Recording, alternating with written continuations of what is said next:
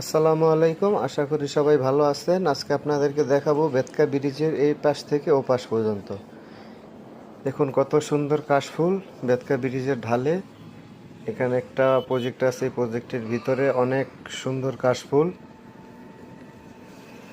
আপনারা চাইলে এসে এই কাশফুলের ভিতরে এসে ঘুরে যেতে পারবেন।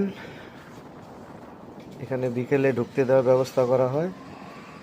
আমরা এখন চলে যাচ্ছি বেতকা ব্রিজের উপরের দিকে। এটি বেতকা ব্রিজ।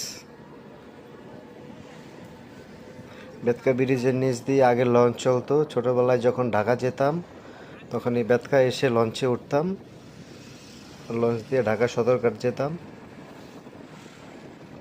এখন খালটা ছোট হয়ে যাওয়ার কারণে এখন আর লঞ্চ চলে না।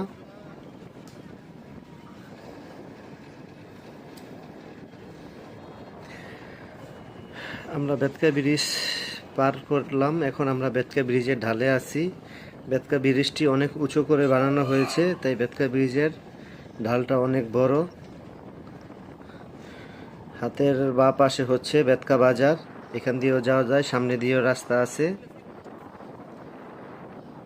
সামনে দেখা যাচ্ছে বেতকার সবচেয়ে ভাইরাল চটপটির দোকান, তারা স্পেশাল চটপটি ফুচকা। এই চটপটি ফুচকার অনেক সুনাম ছড়িয়ে পড়েছে চারিদিকে। আমরা বেতকা ব্রিজ ঢাল পার হয়ে হাতের বাঁ দিক দিয়ে চলে গেছে বেতকা বাজার, আর সোজা চলে গেছে বেতকা চৌরাস্তা। এখন কত সুন্দর একটি নতুন মার্কেট হচ্ছে বেতকা ব্রিজের ঢালে। সবাই ভালো থাকবেন, ধন্যবাদ, আল্লাহ হাফেজ।